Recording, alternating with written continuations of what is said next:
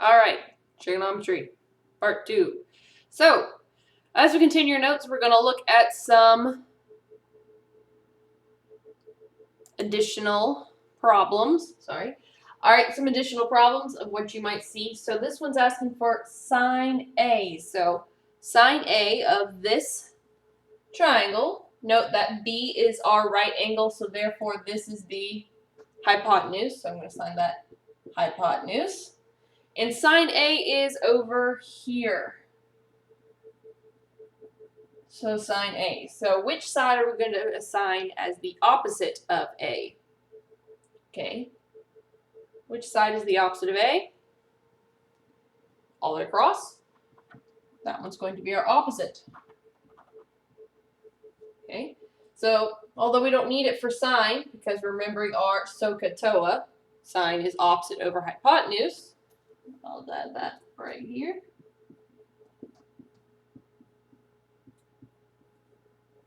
Not cat. Cat's on the brain. SOHCAHTOA. Alright? So, SOHCAHTOA. We don't really need to know that this one is the adjacent. It's not necessary, but now we do. So we know it'll be equal to the opposite over hypotenuse. Okay? Opposite over hypotenuse is 40 over 50. Does it reduce? It does reduce. Okay? 40 over 50, cut the zeros, is 4 over 5. Okay? And you're done. Okay? Looking at our next problem, we have tangent of z. Okay? I forgot to write my letters. So, let's see. They are x. Looks exactly like y and z. So z is our angle we're looking for. And tangent, coming all the way back to here, tangent is opposite over adjacent. So, opposite side and adjacent side. So which side is opposite of that z? Which side is opposite of z? It's always the ones facing. This one's our opposite, which makes one our adjacent. Why is it 29 the adjacent? Because it's the hypotenuse. And on tangent, we don't care about the hypotenuse necessarily. We just need to know the opposite and adjacent. So it's going to be equal to 20 over 21. And we can't actually reduce that. So that's it. You're done. All right. Let me get out of the way. Now we're going to look at our cosine. And again, cosine is adjacent hypotenuse. So we need to identify our adjacent problem and our hypotenuse. So I know it's a little small in here. Okay. C, again, I forgot to write my letters. We've got A, B, and C. So C is this guy.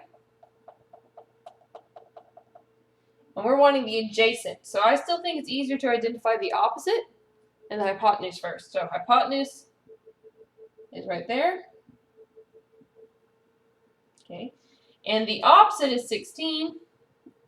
So that means 30 must be the adjacent. Okay. So if that's the case, again, adjacent over hypotenuse, that's going to be 30 over 34. A little trickier, does this one reduce? Yep, divide them both by 2. And get 15 over 17, and you're done. That is the cosine of C for that triangle. All right, save the last one. It's a little tougher.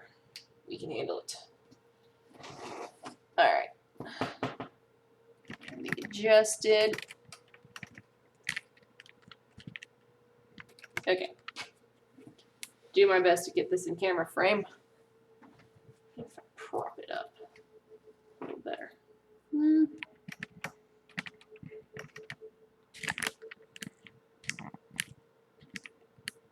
Okay, enough fiddling. All right, so in triangle TUV, okay, it says that angle V is 90, VU is 9, UT is 41, TV is 40.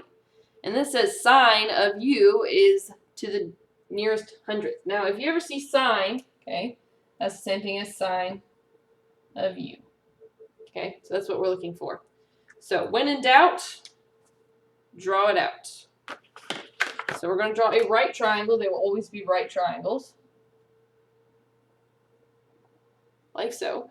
And it says that the right angle is V. So here's my right angle. Call him V. That means the other ones have to be TU. So you can really make it any bit you like, really, right there. You could write UT. Doesn't matter. Does matter which one's right here. So if it says VU, I have to make sure I'm looking at VU, which is my bottom, the way I drew it. Gonna draw too many lines. Okay, so VU, okay, is 9. Okay, UT must be my hypotenuse at 41, and TV will be 40. So again, when in doubt, draw it out. So now that I've done that, I'm going to highlight the one I'm looking for. So here's my angle U, it's this one. And I want sine. Sine is going to be opposite over hypotenuse, all the way back over here. You get more used to them. The more you practice, the better it gets. So sine of U equals opposite.